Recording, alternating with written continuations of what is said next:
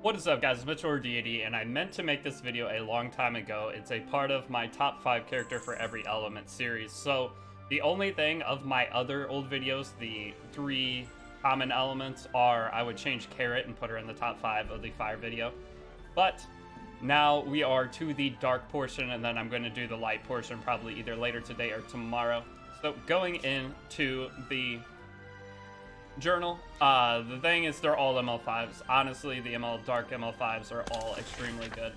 So let's go ahead in, and I'm going to go to all heroes, and we're going to go to element, and then we are going to go down. So I have been playing Alchemy Stars quite a bit, but I'm going to continue making mainly Epic 7 content on this channel as Alchemy Stars slows down a little bit.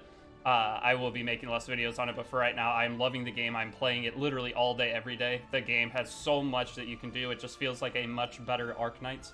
Pure PvE game, though, so if those of you in E7 want to try it, just know that. But going into this, the first hero is the first one on the list. It's going to be Fallen Cecilia. So Fallen Cecilia is absolutely amazing. You use her in anything. You can build a damage Fallen Cecilia. You can build super tank Fallen Cecilia. She could be used in cleave. She can be used in survive comps. She is one of just the best characters in the game.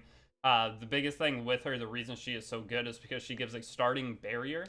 I mean, this is just part of why she's so good. She has pretty good multiplier. She has a 100% provoke chance on her S1 after Mola, and 100% provoke chance is absolutely insane. So she's a control unit with a ton of survivability, and she also gives herself a barrier, or the lowest HP ally a barrier every turn.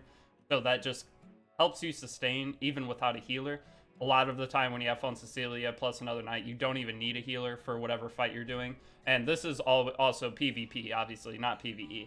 So everything in here is going to be PvP focused. But one of the biggest things Fallen Cecilia is a starting barrier, like I said, on her S2 passive. If your entire team has immunity and you have a barrier, and someone does a single target or a single strip skill, it will only strip the barrier. So the way they have the game designed is like that. There's no RNG now. It used to be an RTA, it was random, but now it is not. So that ability is super good. You can go into an arena fight against a Fairy Tale Tenebria. If she S3s into you, you have full immunity on your team. Turn 1, it'll just strip your barrier and you're good to go. You don't even have to worry about it. So that is absolutely amazing. And then another portion of her skill kit is her skill 3. So you can mola this down to 5 turns in Soul Burns, where you get it back in 3 turns, which is pretty fast. But the biggest thing is this gives skill nullifier, plus it's an AoE damaging attack. So if you build a damage FCC, then you can do quite a bit of damage to Spectre Zebra Landy. Then also getting the skill nullifier can protect your units. She's just an all-around absolute monster. Next up, Arbiter Vildred. Arby is always going to be on the top. Arby is, for one, he's good in every portion of PvE in the game. He's good in Abyss. He's good in like every hunt. You can do Wyvern 13 with Arby if you really want to. So he's just super, super strong. As you get later into RTA, when you pick him, you have to play a certain way, or else he won't be very good unless you build him, say, on a counter set to fit a more bulky team style. But most people are back to the damage Arby's. There's less and less counter Arby's nowadays, just because of Moonlight Haste, Archie Mercedes. A lot of counters to him that just make him not quite as good. And once you build him counter, he usually either loses a ton of damage or he loses a ton of speed. And that's just not my playstyle. But some people still have a lot of success with counter RB. But overall, this skill 1 giving the pushback is pretty big. 15% pushback on 2 different units. That's huge. So it is random, but still very nice. But his skill 3 giving AoE blind. People meme all the time that he's the best debuffer in the game. He's absolutely crazy. RB overall is a very high risk, high reward character as you get a higher RTA. Because if he greater attack buffs even one time on Alexis Basket, it usually will win you the match. So high risk, high reward character. He forces the opponent to play a very specific style. His revive, having 2 lives, 2 different chances at greater attack buff whenever you're on speed set, basically. Or you can Moonlight Dreamblade counter set, obviously. And he's just very good. His self-imprints attack, that's obviously amazing. And just overall, we all know RB's strong. If you're new to the game, you'll learn very quickly that RB is obnoxiously strong. So I'm going to do a couple shout-outs. I mean, honestly, almost every dark unit is good. Champion Zerato, absolutely amazing. Let me know also down below what your top 5 picks are for dark. See if they're the same as me or not. So Champion Zorado is amazing. Assassin Sid's very good. Assassin Cartouche is actually starting to get a lot of play up in the highest tiers of RTA, because sometimes when you lose the draft, you can add RNG to the end of your draft to give you a chance to win, and that's what people are doing. So if there's, like, against Cleavers, for example, if you draft an Assassin Cartouche, it gives you just a chance to win when normally you would have just lost. So it is a nice thing. Dark Corvus is amazing for everything, honestly, in terms of PvP content. He's boring. He's a very boring character, but he's the easiest Guild War character to use. Bloodblade Corinne's actually pretty good. You can build her similar to a counter RB, and she'll work quite well. Moonlight Dreamblade. And then APOC, her self-sustain's amazing. APOC Ravi's okay. She's not great, but she's really good into certain comps. Briar Cecilia, a lot of people think she's bad. She is super good. She's one of the core units as you get higher in RTA, because there are not that many unbuffable AoE units, and she also gives attack down, so she can completely dismantle the opponent's team. Even if that's the only thing she does, then it is still worth it. And she does have self-survivability within her kit, which is nice. Guiding Light, if you go into Guiding Light, you can punish non-AoE drafters. Overall, Briar Slayer is pretty good. Most of these units are good. Roaming Warrior Leo's not very good. Oxlots is amazing for Arena Cleave. Cdom, obviously amazing. Blood Moon Haste, amazing. Martial Artist can be good as a last pick. But next, the third is Spectre Zebra. So Spectre Zebra is another one that is in the Moonlight Selection heroes. So either you got RB or Spectre Zebra, most likely. RB is the high risk, high reward option. Spectre Zebra is the safer option. Spectre Zebra is very good in Abyss as well as RB, but Spectre Zebra is better in higher floors of Abyss because she gives herself bulk within her S2, so she can survive longer in Abyss in comparison to Arbiter Vildred. And then she also has poisons on her skill 1. So having the poisons on her skill 1 at a 65% chance, 70% chance, I believe, yeah. Math, hard.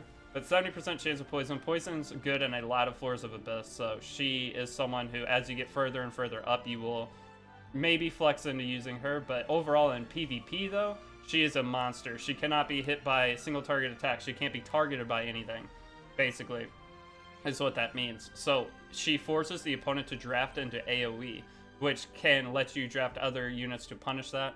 She also has ability to counter Arbiter Vildred because she can soul burn. You give herself an extra turn. So if you can get a kill on the S1 and then use the S3, she also gets stronger for every unit that dies, whether it's your unit or the opponent's unit. So she just adds a lot of flexibility within your draft, or within your game once you get into the draft, as to how you want to play. You want to kill X unit at a certain time to get more damage, or if the opponent has Spectre Zebra, you maybe won't finish off a unit right before Spectre Zebra's turn so she doesn't get that attack buff. There's a lot of ways that she impacts the game tremendously. Her S3 having a stun and pushback is also nice, as well as she does more damage to more debuffs that are on the opponent. So overall, Spectre Zebra is an amazing unit for RTA, and honestly, any PvP, you can put her on Taiga Hells, and she's very self-sufficient. You can put her on damage mitigation artifacts. You can build her lifesteal. A lot of people are flexing into that build now, which is pretty cool. So the next units I'm going to talk about, obviously, Crescent Moon Rune's really good. Sinful Angelica's really good. Remnant Violet is... He can be really good. It just depends on how you play him. You just can't draft him in anything. Archdeemon Mercedes is almost top 5. I'm going to give her number 6. Archdeemon Mercedes, she's just not consistent, but Archdeemon Mercedes can win you games you never even dreamed of. She's a unit... As I said earlier with Assassin Cartouche, she's a unit that you draft in as a kind of an RNG win case. Say, if you're losing the draft, you can flex her in if they're not into full tanks, and she can, which you're usually not in a doomed position if they're drafting all tanks. You're going to end up drafting Spectre Zebra or Rylet or something, or one of the other options. But either way, if they're drafting heavy damage, going into Archie Mercedes can completely screw up your opponent with her on counter set, because if she procs, she can AoE blind. If she's on Layla's Violin, she can strip, which is amazing. And overall, she can solo teams left and right. My Archie Mercedes is very, very strong. She has won me a lot of games that I should never have won. Designer Lilbet is also pretty dang good in the current meta. She does a lot of damage, one of the only defense scaling units in the game. She's a great pick. But the only other units I'm going to cover now are number 4 and 5. Operator Sigurd. Operator Sigurd is absolutely amazing. You can build her as an opener. She has decent base speed. You can build her as a pure damage dealer. You can build her as a middle ground, 230 speed, heavy damage. And the biggest thing with her is she gets an extra turn if she does kill something. with her S2, which has 100% defense spin, which means you're doing just pure damage, which is absolutely insane if they have a barrier. And then if you kill something, which just most likely will kill, as long as you're on some kind of damage build, and then you get to flex into the skill 3, which gives attack up after that, which is absolutely amazing in the current meta, giving your Landy, Carrot, whatever you currently have attack buff. Attack buff is super, super strong. And then her S1 actually has some healing on it. The healing on her S1, it was very weird when she released. We thought, what is this? It doesn't seem very good.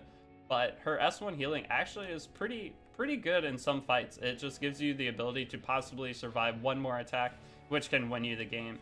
So overall, Operator Circuit's going to take number 4. She is semi-hard to build, but not too bad. But the number 5 hero, I'm giving it to Top Maluka. This unit is absolutely insane, but I would argue it is the hardest to build unit in the game.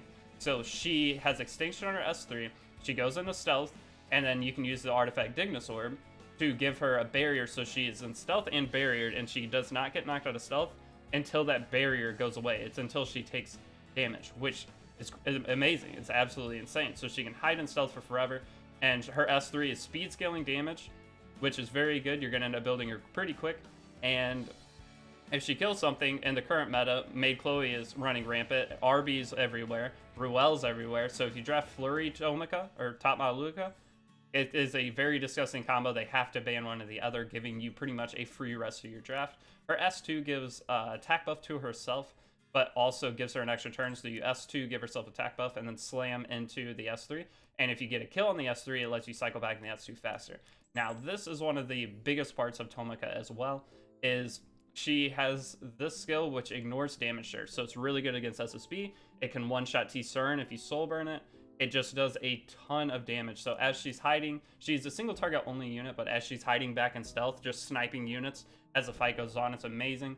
So you can build her super fast. You can build her like 250 on a big damage build. That's like the medium, but there is one player named Kenny or Electric on Twitch. He has a 296 one. He uses Black Hand of the Goddess, which he only has 76 crit chance, but 296 speed can contest with anything in the game. Once you get to 300 speed, it's all speed RNG from there. So it's a unit that allows him to speed contest, super damage because Black Hand of the Goddess puts on 100 crit chance, 300 crit damage, and it's absolutely amazing. But that's like super in-game, extreme whale style build. So Tomica, like I said, she is going to be number 5 on the list just because she's so hard to build, but she is absolutely amazing. So let me know again down below what you think. If you disagree with me, say something else is better.